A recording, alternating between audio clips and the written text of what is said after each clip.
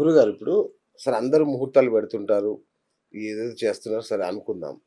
దివ్యమైన ముహూర్తం, అద్భుతమైన ముహూర్తం అసలిగ ఇంతకంటే బ్రహ్మ ముహూర్తం లేదంటే ఇది ఎన్నో సంవత్సరాల తర్వాత వచ్చిన గొప్ప ముహూర్తం అని చెప్పి కొన్ని పెడుతుంటారు. నిజంగా వాటికంత ప్రాధాన్యత ఉందా?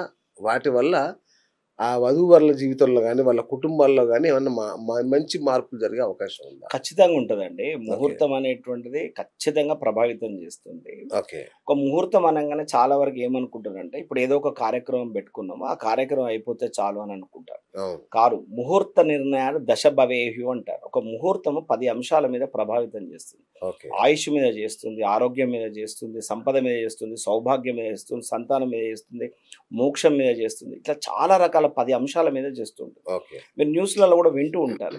ఒక పెళ్ళికి వెళ్తూ ఉంటే యాక్సిడెంట్ అయ్యి చనిపోయిందని అంటూ ఉంటారు. అవును. లేదా పెళ్లిలో అగ్ని ప్రమాదం జరిగింది, ఇదయింది అని అంటారు. అవును. లేదా పెళ్లి నుంచి రిటర్న్ వస్తూ ఉంటే ఏదో యాక్సిడెంట్ అయింది, అవును. చనిపోయిందని అవును. చెప్తూ ఉంటారు. అవును. ఇవి 100% అవి తప్పుడు ముహూర్తాలలో జరిగి ఉంటాయి. నిజమా సార్? రెండో విషయము, మన జాతకాలు ఎంత అద్భుతంగా ఉన్నా కూడా, ఆ కలయిక సమయం ఏదైతే ఉందో ముహూర్తము, ఒకవేళ గనుక ఆ ముహూర్తం బాగాలేకపోతే వీరికి సంతానం లేకపోవడం గానీ, పడక సుఖం లేకపోవడం గానీ, విడిపోవడం గానీ, కోర్టు కేసులు, పంచాయతీ, పోలీస్ స్టేషన్‌లు ఇవన్నీ రుచి చూడడం గూడా జరుగుతదండి.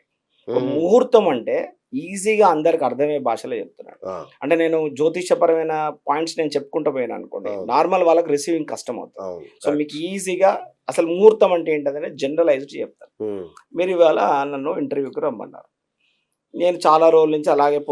అవును. పోస్ట్‌పోన్ చేస్తూ ఇగ ఫైనల్‌గా ఇవాళొచ్చాను నేను. శబరిలాగా ఆ! అయ్యాకొచ్చారు మీరు. ఆ! ఇవాళొచ్చిన సమయంలో మన ఇద్దరి యొక్క టైమింగ్స్‌ని సెట్ చేసుకుంటేనే ఇది జరిగింది. అవును. ఓకేనా? కరెక్ట్. నా పాటికి నేనొచ్చేసి ఎక్కడున్నారు బీఎస్ గారు ఇంటర్వ్యూ చేద్దాము అన్నా కుదరదు. కుదరదు. మీ పాటికి మీరు అన్నీ రెడీ చేసుకొని శర్మ గారు వచ్చేయండి అంటే అంటే నాకు కూడా కుదరదు. కుదరదు. అవును. మీకు ఈజీగా అర్థమయ్యేటట్టు చెప్తున్నా. అందరికీ కూడా ఈ ఈ సందర్భంలో చెప్తున్నానండి. రైట్. ఒక ముహూర్తం అంటే ఏంటంటే, మనకి పాత సినిమాలలో అంటే శుభం కార్డ్ వేసేటప్పుడు పాత అవును. సినిమాలలో అవును.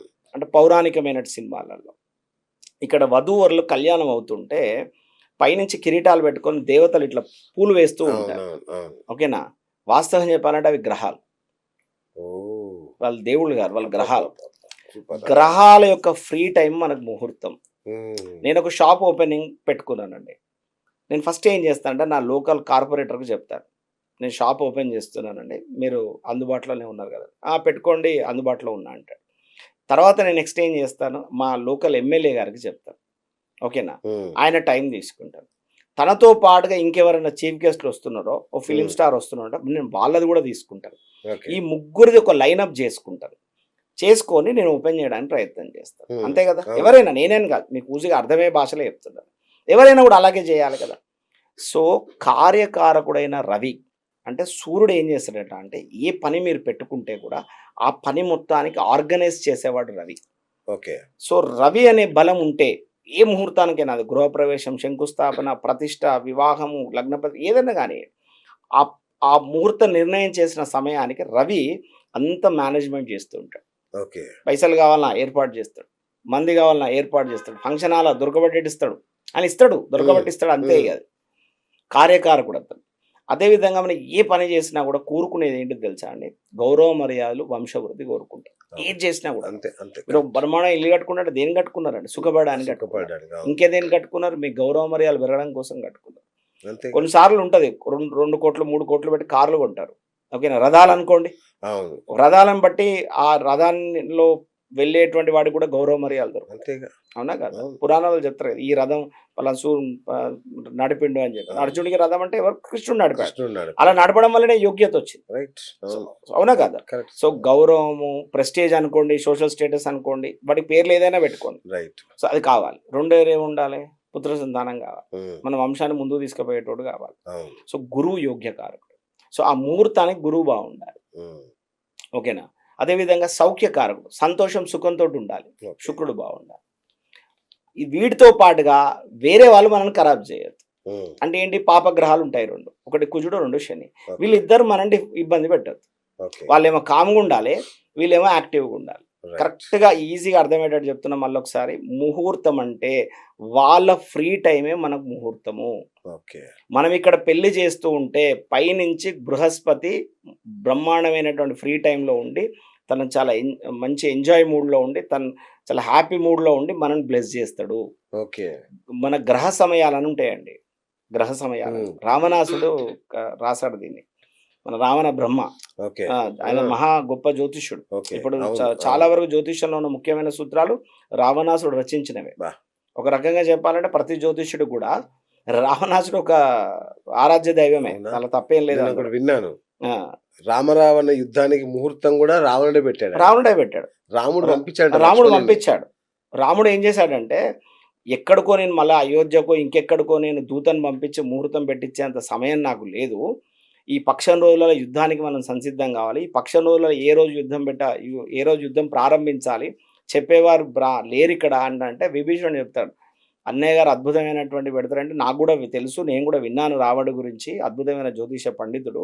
మరి ఎట్లా మరి పెట్టుకొచ్చిస్తాడా అంటే, ఏం లేదు పొద్దున పూట శివపూజ చేసుకుంటాడు. శివపూజ చేసుకొని ఏంటిది అని అడుగుతాడు. అక్కడ ఎవరు ఏంటిది అనేది ఎవరిని కాదు అని అనడు. అప్పుడు ఈ జ్యోతిషపరమైనటువంటి విషయం ఏది ఉన్నా కూడా చెప్పేస్తాడంటే, తను పూజ చేసి లేచే సమయానికి అక్కడ ఒక ఉత్తరం పెడతాడు. ఆ! యుద్ధం చేయాలండి. పలానా పేరు, పలానా నక్షత్రం, పలానా ఇది వివరాలు. యుద్ధం ప్రారంభం చేయాలండి. దిగ్విజయంగా యుద్ధంలో గెలవాలండి అని రాసిస్తాడు. ఓకే. ఓకేనా? సో, ఈయనేం చేస్తాడు అది చూస్తాడు. బ్రహ్మాండమైన ముహూర్తం పెట్టేస్తాడు అక్కడ. మళ్ళీ ఈ ముహూర్తాన్ని తీసుకెళ్ళి ఆ దూత అక్కడ ఇచ్చేస్తాడు. సో, రావణుడే వాస్తవంగా రాముడికి అద్భుతమైనటువంటి ముహూర్తం పెట్టాడు. ముహూర్తం ఆయన చావుకి ఆయనే ముహూర్తం అంటే ఆయన పెట్టుకున్నాడు. చావు అనేది ఆయనకు తెలియదు ఆ విషయం. అబ్బా! ఆ ఆ! విషయం ఆయనకు తెలియదు వాస్తవంగా. ఓకే. సో, వాస్తవంగా గూడా ముహూర్తం అంత గొప్పదండి. అబ్బా! సో, సమయాలని ఉంటాయండి. ఒక ముహూర్తం గనక బ్రహ్మాండంగా ఉంది అని అంటే, కాలిక్యులేషన్స్‌లో ఈజీ అవ్వడం కోసం ముహూర్తాన్ని తీసుకొచ్చారు రెక్నర్‌లో. యాక్చువల్‌గా అయితే ఏం చేయాలంటే, నిర్ణయం చేసినప్పుడు గ్రహ సమయాలు కట్టాలి. ఓకే. మనం ఇక్కడ ఏం పనులు చేసుకుంటామో పైన గ్రహాలు కూడా అవే పనులు చేస్తాయి. హ్మ్. పనులు తోముకుంటాయి, స్నానం చేస్తాయి, పడుకుంటాయి, ఏమైనా తాగుతూ ఉంటాయి, డ్రెస్అప్ అయితూ ఉంటారు, డాన్స్ చేస్తూ ఉంటారు, సంగీతం వింటూ ఉంటారు, హోమం చేస్తుంటారు, పూజ చేస్తూ ఉంటారు. మనం ఇక్కడ ఎట్లా పనులైతే నిత్య జీవనంలో ఉంటారో పైన గ్రహాలు కూడా అలాగే ఉంటాయి. హ్మ్. మన జాతకంలో ఉన్నటువంటి అవస్థలను బట్టి అవి మనకు ఫలితాన్నిస్తాయని చెప్పేసి రావణుడు రచించినటువంటి జ్యోతిష్యంలో ఉంటుంది. ఓహ్! సో, ముహూర్త విషయంలో ఏంటంటే ఈజీగా అర్థమయ్యేటట్టు పెట్టారు మనకి. ఇప్పుడు ఉదాహరణకు వృక్షట్క దోషం అంటారు. వివాహం చేసేటప్పుడట 6 ఇంట శుక్రుడు ఉండకూడదని చెప్తారు. 8లో కుజుడు ఉండకూడదని చెప్తారు ఓకే. జనరల్. ఎందుకు ఉండకూడదని గనుక మీరు సమయాలు కట్టండి. ఆ సమయంలో వాళ్ళు నెగెటివ్‌లో ఉంటారు.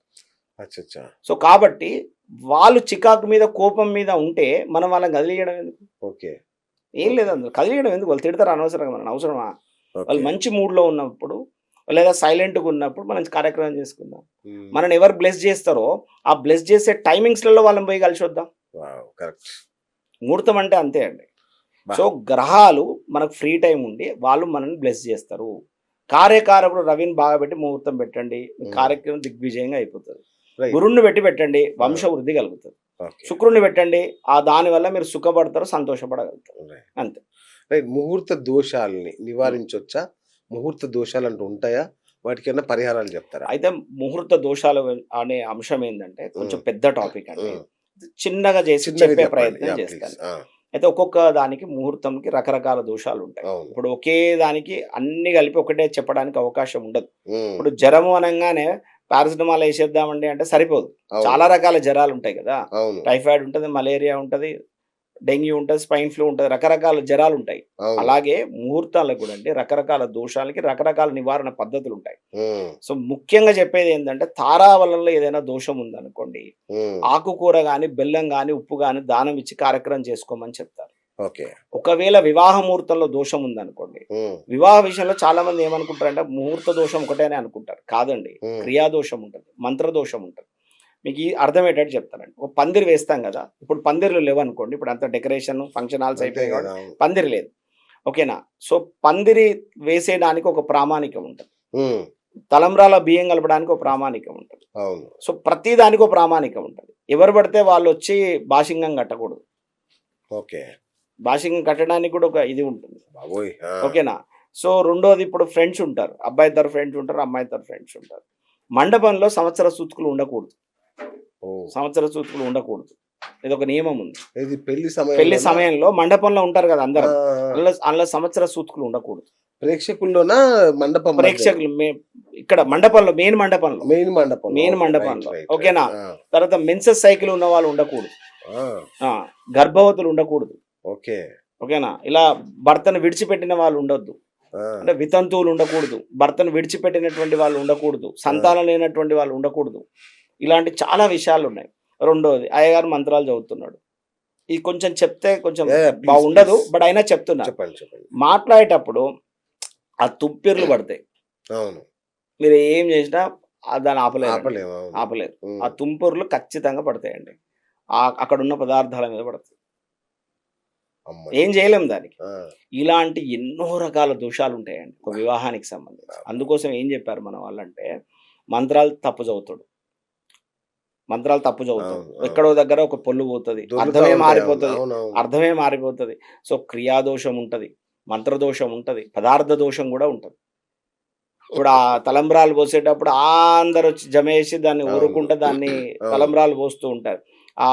ఊదుతుంటారు. ఆ చెంకీలు పోస్తూ ఉంటారు. చేసేటప్పుడు ఆ అమ్మాయి వాళ్ళ ఫ్రెండ్స్ అందరూ వచ్చి జమ అయితారు. అవును. ఆళ్ళు ఎవరైనా మెన్సెస్‌లలో ఉన్నారా? లేరా? సంవత్సర సూత్రులా మంచా చెడా మనకు తెలియదు. ఆపలేము. మనతోటి కాదది. ఓకే. ఓకేనా? అయినా మనం యాక్సెప్ట్ చేయాల్సిందే.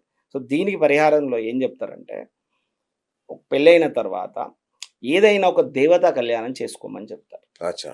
దేవతా కళ్యాణం. హ్మ్. వ్రతమో లేకపోతే ఇంటి లగ్గాలంటూ మామూలుగా ఉంటారు. సత్యనారాయణ వ్రతం చేస్తుంటారు వ్రతం కదా! చేస్తూ ఉంటారు ఆ! కదా! ఏదైనా ఒక దేవతా కళ్యాణం చేసుకోవాలి. అంటే ఓకే. అమ్మాయి తరపు, అబ్బాయి తరపు వాళ్ళ ఇలవేల్పు ఉంటది కదా! ఆ అవును. ఇలవేల్పుకి వెళ్లి ఆ బట్టలతోటి వాళ్ళు కళ్యాణంలో కూర్చొని, ఆ దేవతా కళ్యాణ ఆ బ్రహ్మోత్సవాలలో వినియోగించేటువంటి అద్భుతమైన శక్తి కలిగినటువంటి ఆ విగ్రహాల నుంచి వచ్చిన తలంబ్రాలను, హ్మ్. ఆ తలంబ్రాల బియ్యాన్ని వీళ్ళు ఆశీర్వదిస్తారు. అచ్చా! అచ్చా! అచ్చా! అక్షింతలుగా వీళ్ళని ఆశీర్వదిస్తారు. నూతన ఓకే. వధూవరులను. ఓకే. అలా చేయడం వలన వివాహ దోషం పోతుంది.